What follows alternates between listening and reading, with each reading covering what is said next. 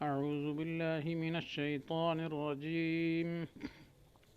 بسم الله الرحمن الرحيم. حافظوا على الصلوات والصلاة الوسطى وقوموا لله قانتين. فإن خفتم فرجالا أو ركبانا فإذا أمنتم فاذكروا الله كما علمكم ما لم تكونوا تعلمون. صدق اللہ العظیم. ترجمہ یہ ہے خبردار رہو سب نمازوں سے اور بیچ والی نماز سے، اور کھڑے رہو اللہ کے آگے ادب سے. پھر اگر تم کو ڈر ہو کسی کا تو پیادہ پڑھ لو یا سوار. پھر جس وقت تم امن پاؤ تو یاد کرو اللہ کو جس طرح کہ تم کو سکھایا ہے جس کو تم نہ جانتے تھے.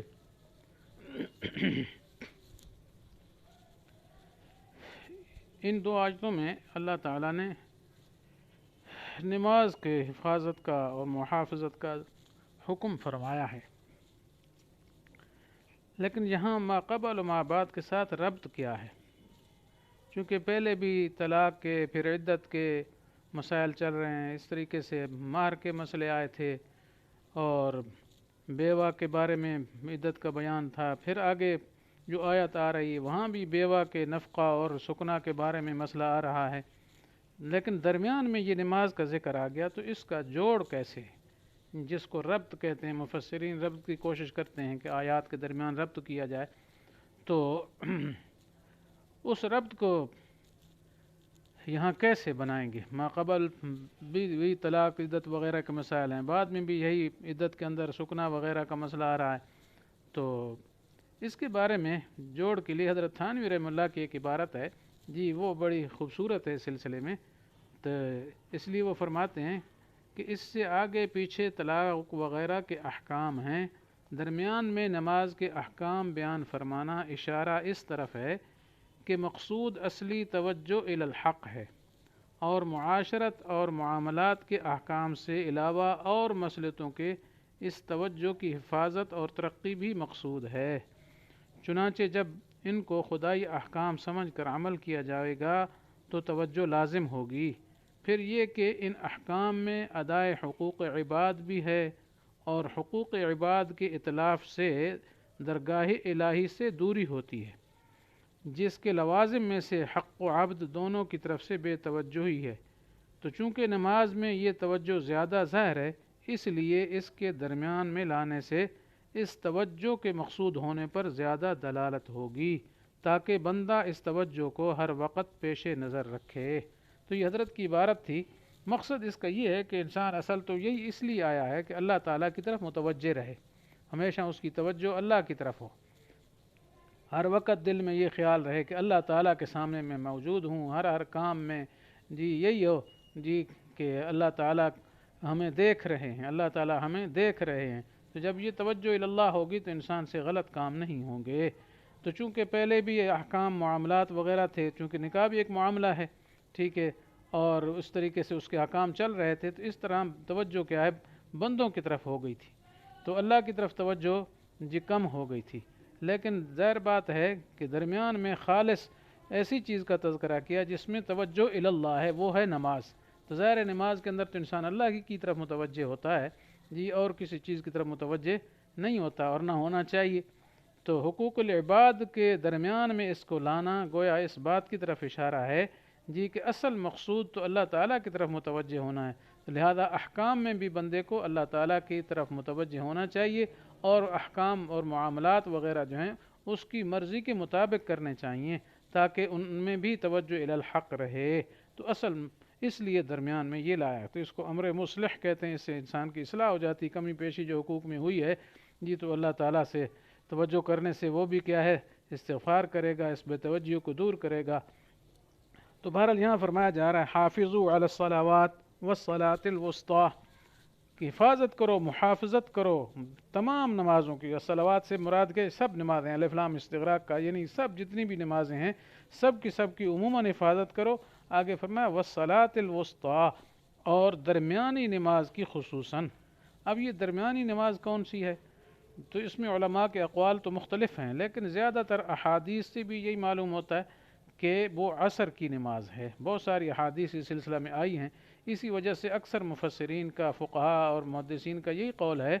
کہ یہاں درمیان والی نماز، بیچ والی نماز سے مراد ہے عصر کی نماز۔ اس کی وجہ یہ ہے کہ یہ درمیان والی اس طرح بنتی ہے کہ اس کے ایک طرف دو نمازیں دن کی ہیں، مثلا فجر ہے اور ظہر ہے، یہ دن کی نمازیں شمار ہوتی ہیں،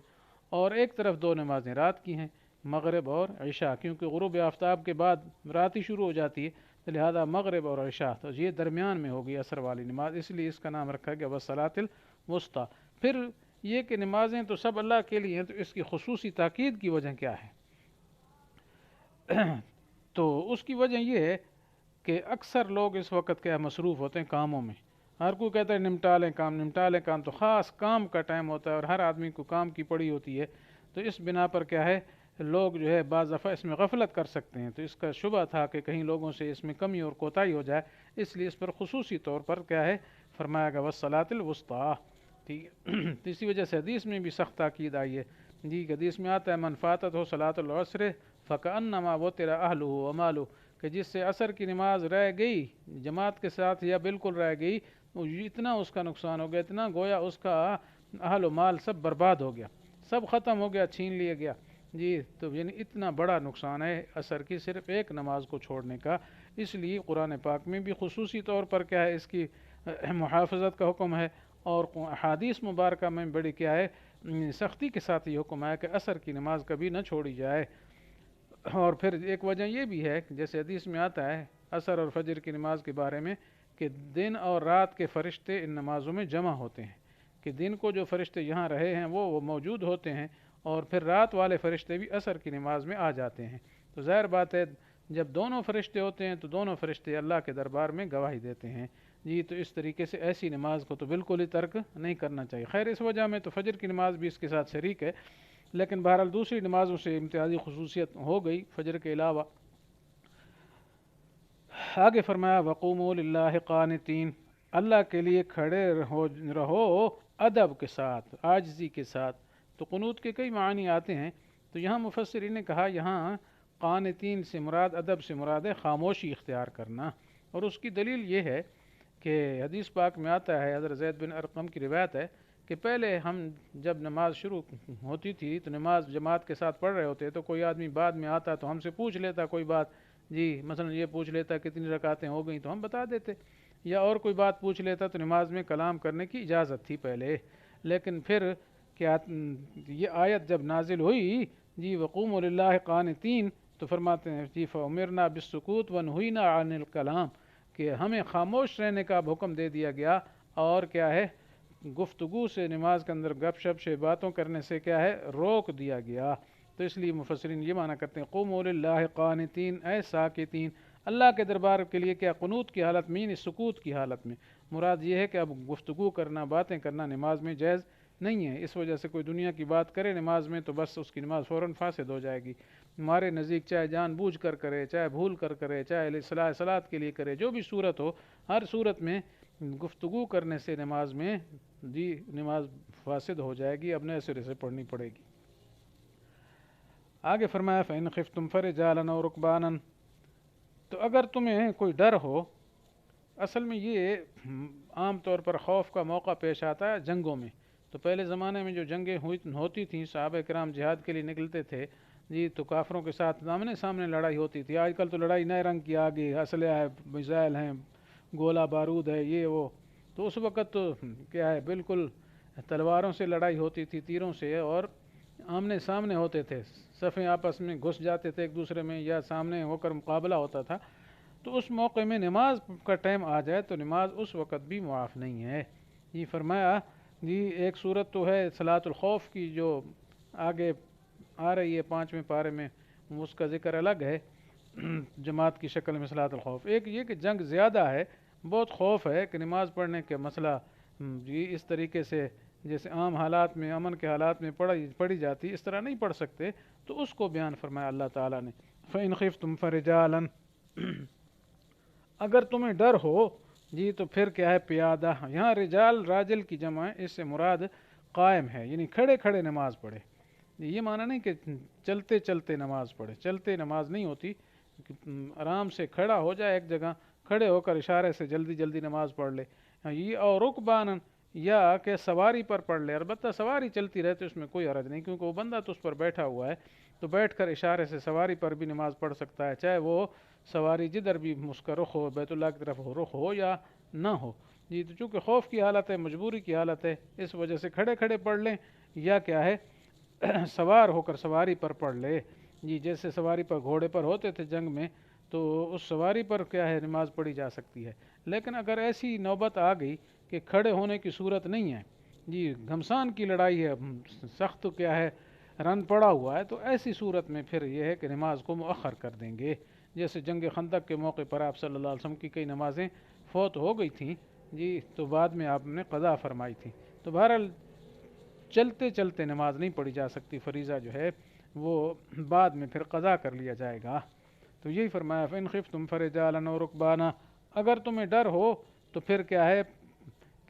کھڑے کھڑے پڑھ لو یا کیا ہے سواری پر پڑھ لو۔ فَإِذَا أَمِنْتُمْ، پھر جب تم کہ امن کی حالت میں آ جاؤ، اطمینان ہو جائے، یعنی جنگ ختم ہو گیا اور ڈر ختم ہو گیا، پھر فرمایا فَاذْكُرُوا اللَّهَ كَمَا عَلَّمَكُم مَّا لَمْ تَكُونُوا تَعْلَمُونَ، تو پھر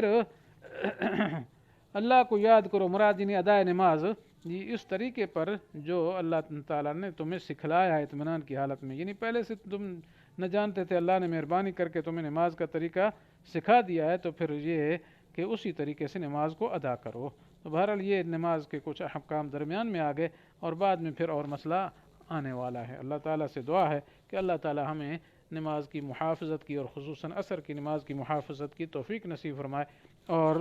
کیا نماز چھوڑنے کی بے برکتیوں سے اور محرومیوں سے اور اللہ کی ناراضگی سے ہم سب کی حفاظت فرمائے۔